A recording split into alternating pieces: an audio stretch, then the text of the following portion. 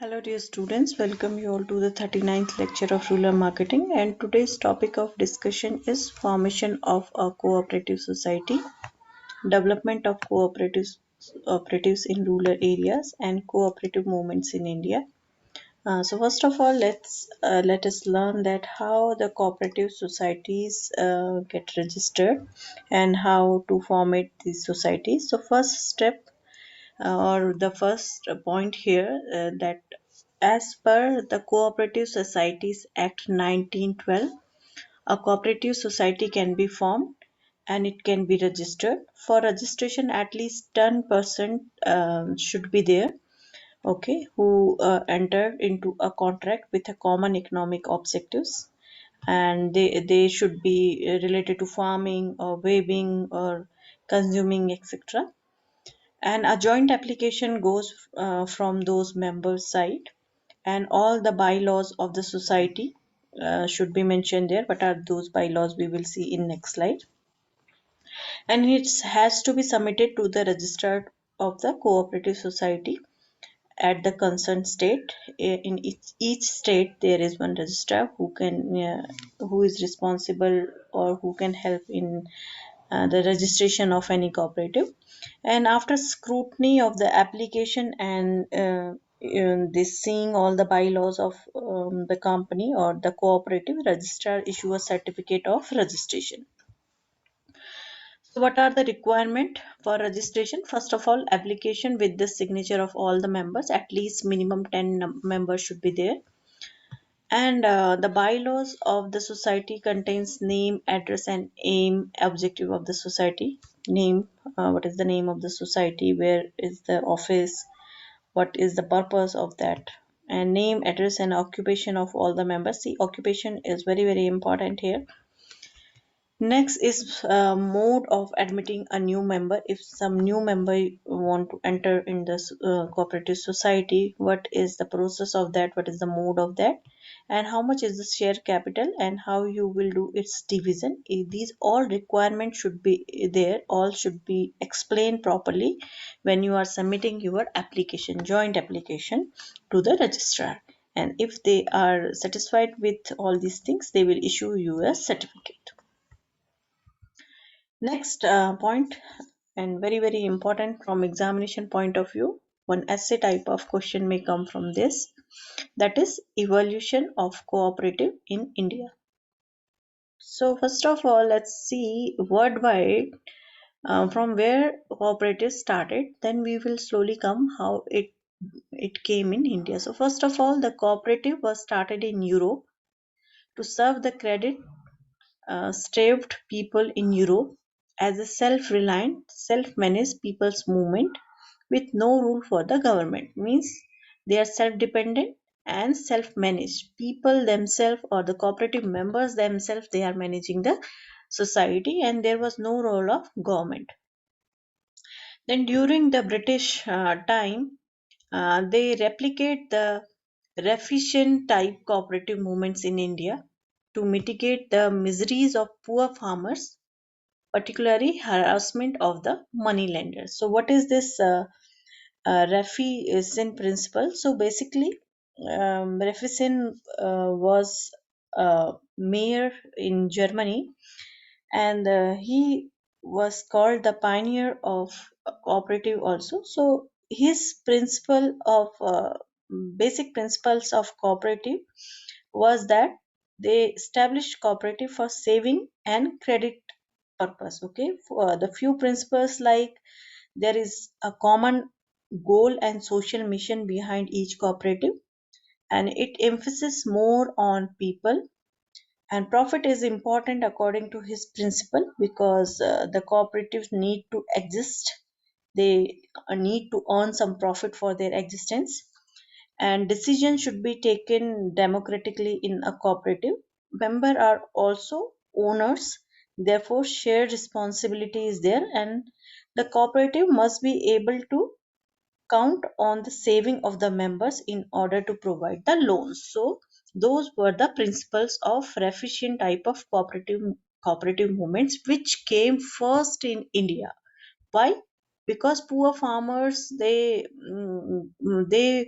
like were in very poor pathetic condition because of the harassment of money lenders. When we was discussing formal and informal credit sources, there also we have seen that because of informal source of financing, the farmers they face a lot of problems. Okay, so here they started first cooperative in India. The first credit cooperative society was formed in banking in the year 1903 with the support of government of Bengal. It was registered under the Friendly Society Act of British government. That time Britishers were ruling the India. So according to their law, that was Friendly Society Act in 1903. The first cooperative were registered under that. Then Cooperative Credit Society Acts of India was enacted on 25th March 1904. Corporation became a state subject in 1919, and in 1951 almost 501 central cooperative unions were renamed as central cooperative banks. So 501 credit cooperative basically merged and was renamed as central cooperative bank. After that, land mortgage cooperative banks were established in 1938 to provide loans initially for debt relief and land improvement. Cooperatives have played an important role in the liberation and development of our country. The word cooperative has become synonyms for dedicated and effective efficient management of the rural credit system, as we have learned already. They are the main formal source of rural credit system. Reserve Bank of India started refinancing cooperatives for seasonal agriculture operation in 1939. Refinancing, what is refinancing? Already we have learned. From 1948, Reserve Bank started refinancing state cooperative banks for meeting the credit needs of central cooperative banks and though them the primary agriculture cooperative societies. In 1951, only 3% of rural families availed farm credit. Okay, and in 1954, All India Rural Credit Survey Committee recommended strengthening the DCC banks. Now, what is this DCC bank? District Cooperative Central Banks. Their operations we have seen in the last slide of previous model. Okay, so district cooperative central banks and PACS. PACS are primary agriculture credit societies. Okay. So in 1954, All India Rural Credit Survey Committee recommended strengthening these two major organizations with state partnership and pet, patrons to solve farmers' woes. And registration of cooperative societies become a custodian of cooperatives from 1962 with the enactment of respective state acts.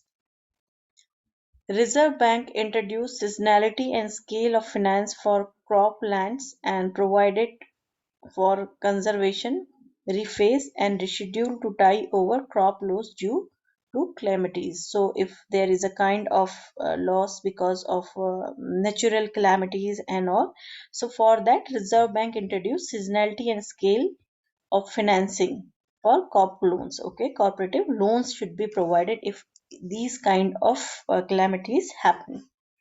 The primary agriculture cooperative societies became multi-purpose, and this PACS into viable units of PACS is primary agriculture credit societies.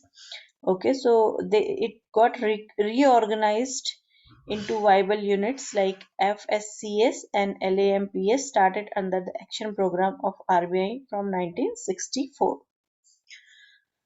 And findings of All India Rural Credit Review Committee that coverage of cooperative is limited to hardly 30% of the farmers led to nationalization of banks.